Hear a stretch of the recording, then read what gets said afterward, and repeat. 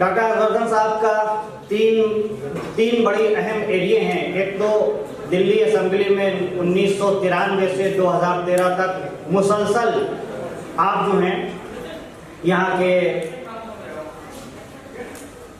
Assembly में member रहे और उसके बाद फिर लोकसभा में चांदनी चौक से आप मेंबर हैं।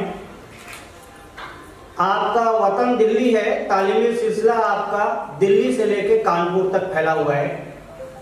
दिल्ली जाकिर हुसैन दिल्ली कॉलेज से आपने पढ़ा और उसके बाद कानपुर यूनिवर्सिटी से आपने मेडिकल किया। इन दोनों शहरों का एक बहुत गहरा रब्त है। दिल्ली जमुना के किनारे आबाद है और कानपुर गंगा के किनारे। डॉक्टर हर्षवर्धन साहब हिंदुस्तान में एक ऐसी शख्सियत का नाम है जो हिंदुस्तान में गंगा जमनी तहजीब की एक चलते फिरती मिसाल है। चमन में इख्तलाते रंग मुंह से बात बनती है, हम ही हम हैं तो क्या हम हैं, तुम ही तुम हो तो क्या तुम।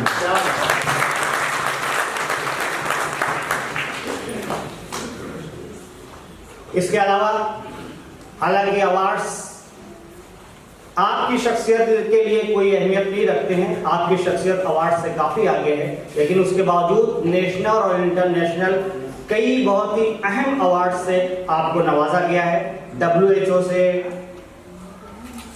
इसके अलावा Indian Medical Association, Rotary International, इन तमाम तंजीमों और ऑर्गेनाइजेशंस ने आपको मुख्तलिफ मौकों पर मेडिकल की फील्ड में आपके कंट्रीब्यूशंस पर अवार्ड से नवाजा है। हमारे लिए खुशकिस्मती है कि आज हमारे पास वो चीफ गेस्ट की हैसियत से मौजूद हैं। मैं सबसे पहले जी तशरीफ लाएं सर, लेकिन सर कुछ अलिकमा फाउंडेशन का जी सर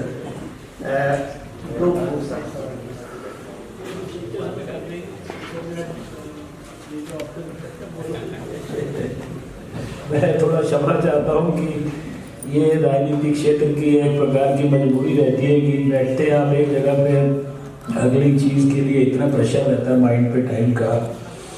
अभी अगले 2 घंटे में 12 कार्यक्रम है और सभी का संडे को कार्यक्रमों का समय यही होता है। इसके बीच में एक अर्जेंट मीटिंग भी सुबह उसका मैसेज आ गया तो सब चीज़ें थोड़ा और डिस्टर्ब हो गई, इसलिए मैं 11 बजे की बजाय आपके यहाँ 10:15 आ गया।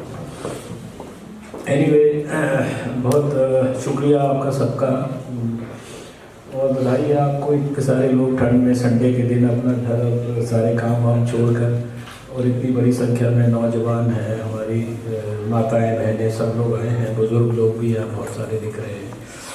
तो कार्यक्रम की अध्यक्षता कर रहे हैं डॉक्टर ख्वाजा इफ्तिकार अहमद साहब जो interfaith harmony foundation of India के अध्यक्ष हैं। उनका हृदय से अभिनंदन है। यहाँ अभी चेयरमैन साहब जो हैं हमारे अलिकमा फाउंडेशन के, उनका आपने प्रवचन सुना है अभी अभी डॉक्टर ज़ियाउद्दीन अहमद साहब और डॉक्टर मदन मोहन गोयल भी मंच को मेरा मंच पर विराजमान है। कर्नाटक अपनी कुरुक्षेत्र यूनिवर्सिटी के वाइस चांसलर हैं डॉक्टर MD थॉमस साहब, डॉक्टर समीर अहमद सिद्दीकी साहब और कार्यक्रम के संचालनकर्ता सभी यहाँ बुजुर्गों का, सबका, माताओं बहनों का मैं हृदय से धन्यवाद करता हूँ। देखिए ज़्यादा कोई बहुत बड़ी बातें नहीं करनी है। ये जो संस्था है 30वीं एनुअल कॉन्फ्रेंस है और अभी आपने बड़ा स्पष्ट किया कि किस चीज़ पे फोकस कर रही है, हेल्थ के ऊपर, एजुकेशन के ऊपर, वेलफेयर के ऊपर, वैल्यूज़ के ऊपर। और इसी में मैं एक दो जो एस्पेक्ट हैं जो मुझे लगता है कि आपने बहुत ठीक कहा कि भाई जब तक हेल्थ ठीक नहीं होगी, ये देखिए बचपन में हमारे टीचर हमको बताते थे कि wealth is lost, nothing is lost. If health is lost, something is lost. But if character is lost, everything is lost. तो मैं ये मानता हूँ कि जीवन में सबसे महत्वपूर्ण चीज़ जो है कैरेक्टर है। मैं स्कूल में पढ़ता था तो स्कूल छोड़ने पर मेरे बड़े फेवरेट टीचर थे, हिंदी, अंग्रेज़ी और उर्दू, संस्कृत, तीनों भाषाओं के एकदम सुपर विद्वान थे वो। अभी उनकी थोड़े समय पहले मृत्यु हुई, 51 साल पहले की बात है। तो स्कूल छोड़ते समय मैं उनके पास गया था। मैंने कहा आपने बहुत सारी अच्छी बातें आपसे हमने सीखी स्कूल में रहते हैं, लेकिन सबसे इम्पोर्टेंट क्या है लाइफ के लिए? तो अंग्रेज़ी के भी टीचर थे, तो अंग्रेज़ी के बड़े लंबे लंबे सेंटेंस वगैरह उनको बोलने का शौक़ था। तो उन्होंने कहा ऐसे सोच के, तो कहने लगे देखो ऐसा है कि बातें तो बहुत सारी इम्पोर्टेंट है, लेकिन सबसे इम्पोर्टेंट बात जो सब चीज़ों के लिए सबसे इम्पोर्टेंट है कि जो आपका ये वाला गुण जो है वो सब चीज़ों में रिफ्लेक्ट होना चाहिए। तो उनका honesty is the only ladder which can help a man climb the height of ecstatic pleasure from the lowest pitch of abject fortune. अब उस ज़माने में तो 11वीं कक्षा में थे, तो मैंने कहा बहुत लंबा पता नहीं याद रहेगा कि मैंने कहा डायरी में लिख दीजिए। तो 51 साल पहले उनकी ये कही हुई बात मेरी डायरी पे अभी भी लिखी है। और इसका मतलब तो शायद ज़्यादातर लोग यहाँ पढ़े लिखे हैं कि वे जीवन में खराब से खराब किस्मत लेकर भी अगर पैदा होते हो और सफलता की चरम सीमा तक पहुँचना चाहते हो, तो उसके लिए एक ही रास्ता है और एक ही सीढ़ी है, वो है ईमानदारी। अब कोई भी कह सकता है कि ये कौन सी बहुत बड़ी बात उन्होंने आपको बताई है, तो हमारे टीचर ने भी बताया था honesty is the best policy. ये सबको स्कूल में बताया जाता है कि निष्काम कर्म योग के माध्यम से मोक्ष की प्राप्ति होती है, लेकिन स्कूल से जब बाहर निकलते हैं, सोसाइटी में आते हैं, तो वैल्यू वगैरह सब भूल जाते हैं। और फिर जैसा भी कहा उन्होंने, बहुत अच्छा उदाहरण दिया कि फिर हम पैसे की अंधी दौड़ में लग जाते हैं सब लोग, और उस दौड़ में किसी को भी ऐसे करके, रिश्तेदार को, दोस्त को भी ऐसे धक्का मार के पीछे करना हो तो हमें कोई प्रॉब्लम नहीं है। उन्होंने बड़ा अच्छा एग्जाम्पल दिया कि अपने बैंक में कई करोड़ रुपया पड़ा हुआ है, लेकिन हमारा भतीजा जो है वो बीमार है, वेंटिलेटर पर है, मरने को तैयार है, और उसके बेचारे की हेल्प के लिए हमारे दिल में कोई संवेदनशीलता का भाव पैदा नहीं हो रहा है। तो यही है एक्चुअली तो वैल्यू सिस्टम। तो मैं ऐसा मानता हूँ कि जो मेरे अपने व्यक्तिगत अनुभव से, वैसे तो बहुत सारी चीज़ें बहुत इम्पोर्टेंट हैं, लेकिन 4-5 चीज़ें ऐसी हैं जिनकी जो ताकत है वो अनबीटेबल है, जिसमें एक का जिक्र मैंने अभी आपसे किया कि वो ऑनेस्टी है, जो मेरे टीचर ने भी मुझे बहुत अंडरलाइन करके बताया।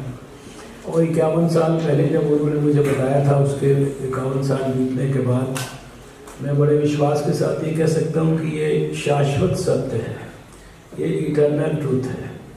और दूसरी बात जो जिसकी पावर अनबीटेबल है ऑनेस्टी के बाद, वो मैं ट्रुथ की पावर समझता हूँ। जो सच है, सच्चाई है, उसको हमारे यहाँ बोलते भी है सत्यमेव जयते, ट्रुथ ऑलवेज प्रिवेल्स। कुछ भी हो, आपको कितनी भी तकलीफ में भी झूठ ज़्यादा दिन नहीं चल सकता, अल्टीमेटली ट्रुथ जो है वो स्थापित होगा। तो ट्रुथ की पावर भी बड़ी अनबीटेबल है। और तीसरा जो है विषय वो है लव एंड कंपैशन, जिसकी बात अभी यहाँ पर भी डायरेक्टली इनडायरेक्टली की गई कि प्रेम है, संवेदना है, करुणा का भाव है। हम यहाँ से अपने घर तक वापस जाएंगे या घर से अपने कारोबार तक वापस जाते हैं, जाते आते रास्ते में यहाँ वहाँ हमें बहुत सारे लोग तकलीफ में नजर आते हैं। किसी के पास छत नहीं है, किसी के पास घर नहीं है, किसी के पास अपने बच्चे को देने के लिए शिक्षा नहीं है, स्वास्थ्य नहीं है, कपड़ा नहीं है, 2 वक्त की रोटी नहीं है, बीमार होने पर दवाई नहीं है, मतलब सब तरह की तकलीफ़ें हैं। और हमारे इर्द गिर्द ही हमको भी नज़र आते हैं, लेकिन अगर हमारे पास संवेदनशीलता का भाव नहीं है तो प्रेम और करुणाओं की जो प्रेम है और जो करुणा है, संवेदनशीलता है, इसकी पावर भी अनबीटेबल है।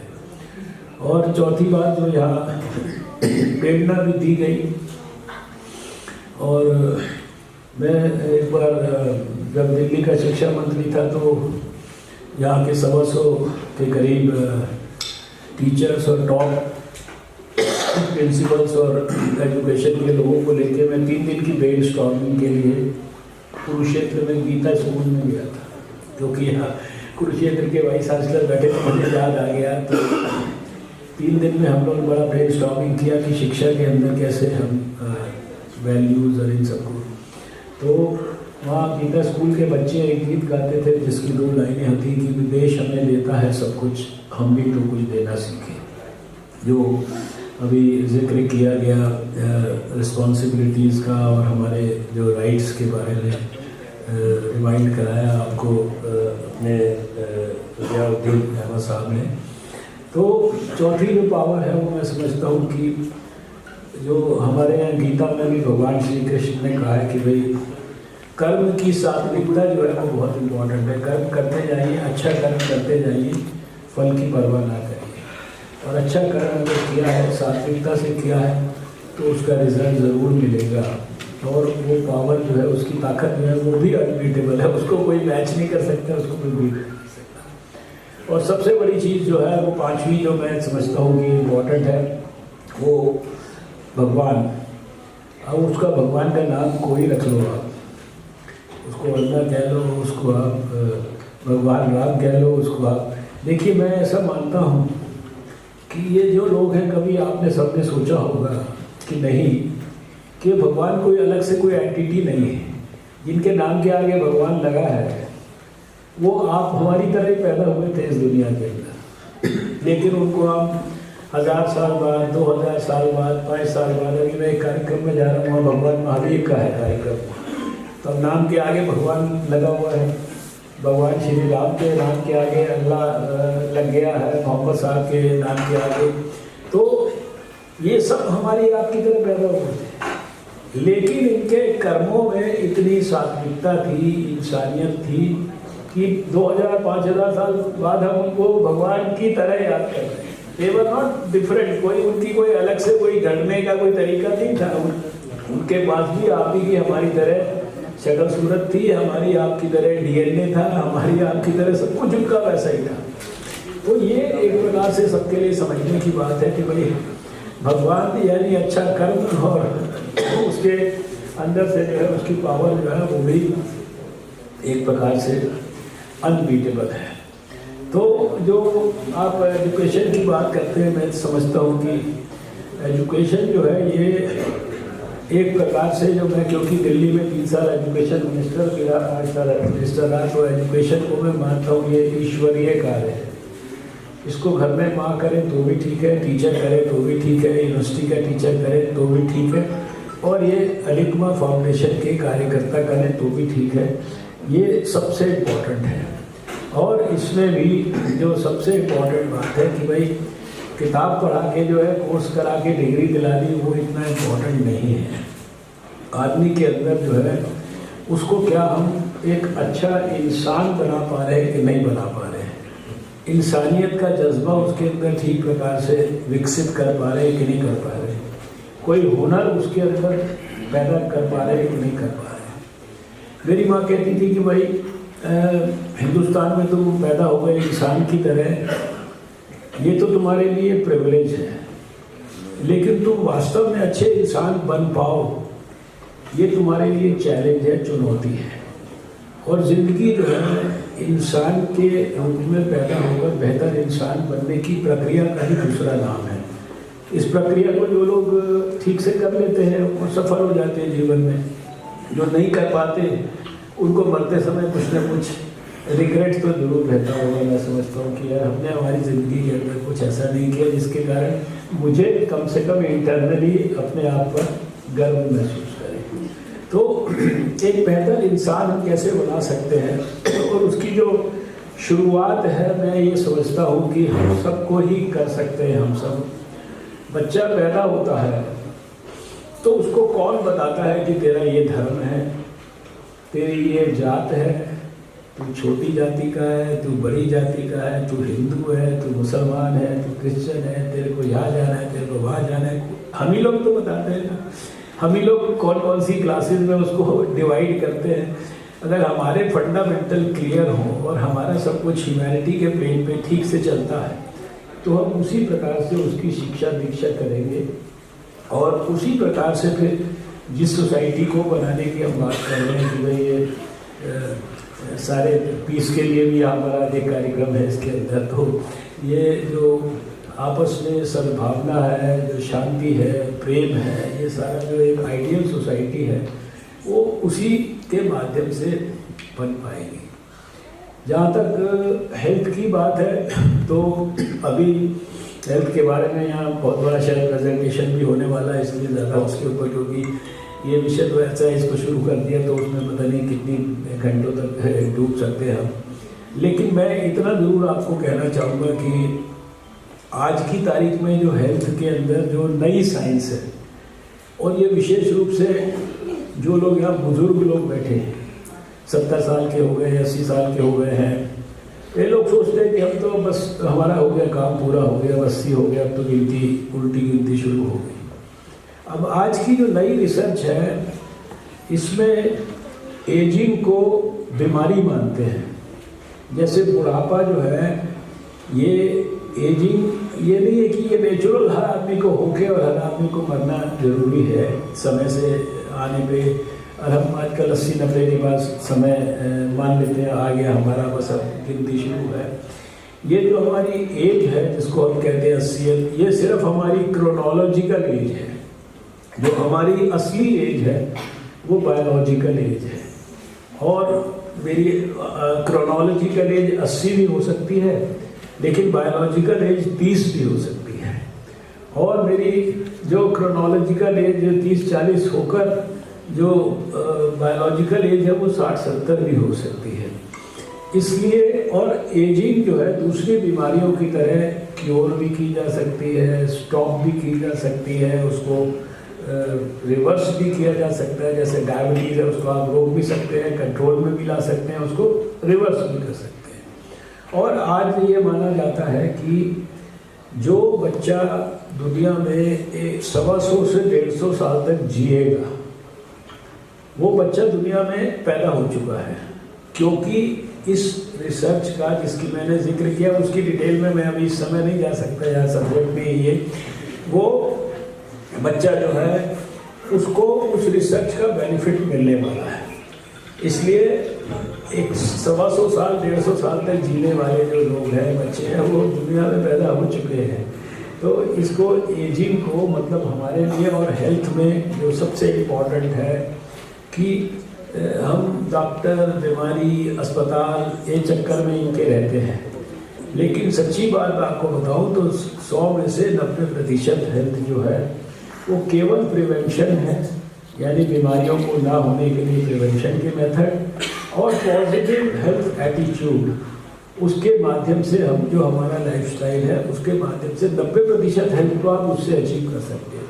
10% में बाकी सब बातें हैं, कोई लाइफस्टाइल की गड़बड़ से होगा या कोई आपको हेरिडिटी से मिला है, दूसरी बातों से मिला।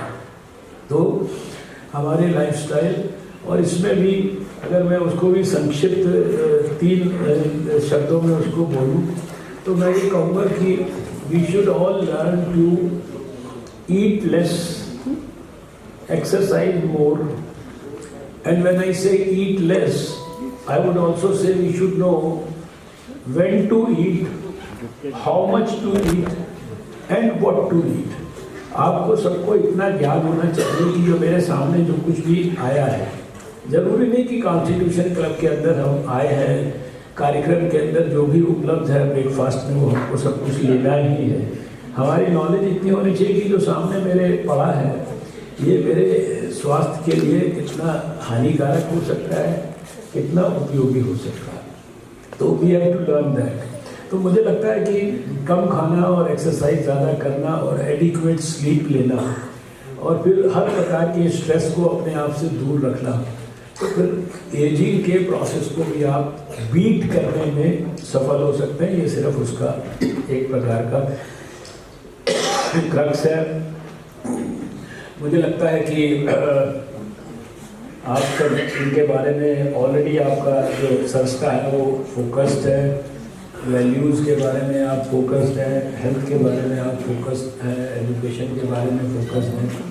और कोई जैसा कहा कि हर काम सरकार कर सकती है, नहीं, सरकार भी जब तक समाज साथ नहीं होता है और समाज में हर व्यक्ति अपनी जिम्मेदारी का एहसास नहीं करता है, पूरा तो देखिए हम लोग अपने लिए जी रहे हैं, अपने परिवार के लिए जी रहे हैं, लेकिन थोड़ा सा little bit I would say, not किस इतने में से इतना ही आपको, एक अगर लिटिल बिट भी अगर हम थोड़ा सा दूसरों के लिए जीना शुरू कर दें, जैसे स्वामी विवेकानंद ने कहा है कि they only live for others, the rest are more dead than alive. जीवन में केवल वही लोग जीते हैं जो दूसरों के लिए जीते हैं, बाकी सब लोग जीते हुए भी मृतक के समान हैं।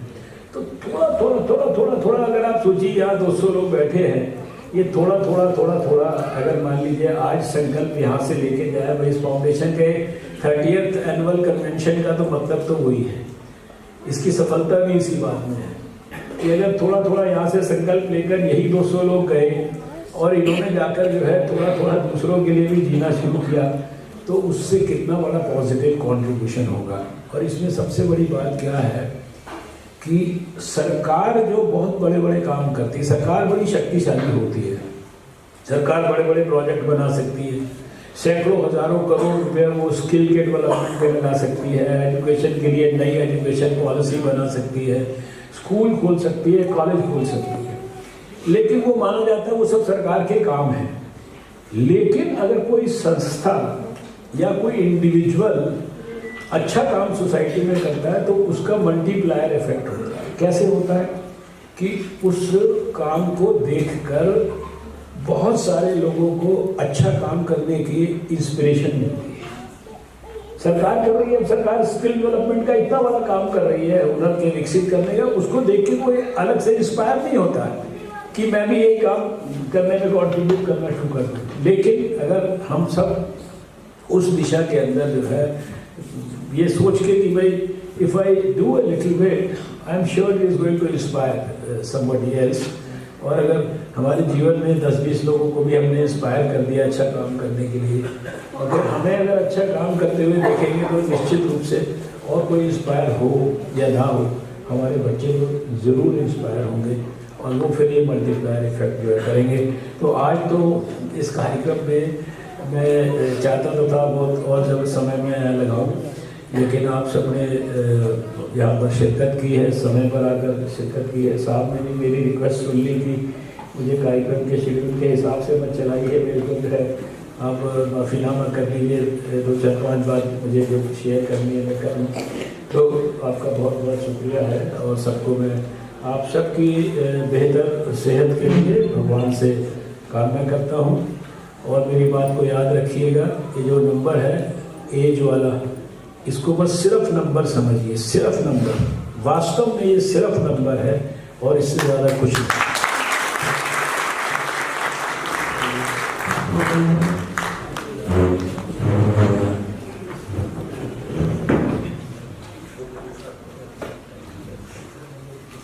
जिस दर्दमंदी से और खुलूस के साथ आप तकरीर नहीं हमसे गुफ्तगू कर रहे थे, सच तो ये है कि हम ही में रहते हैं वो लोग जिनके सबब, हम ही में रहते हैं वो लोग जिनके सबब ज़मीन बुलंद हुई आसमां के होते।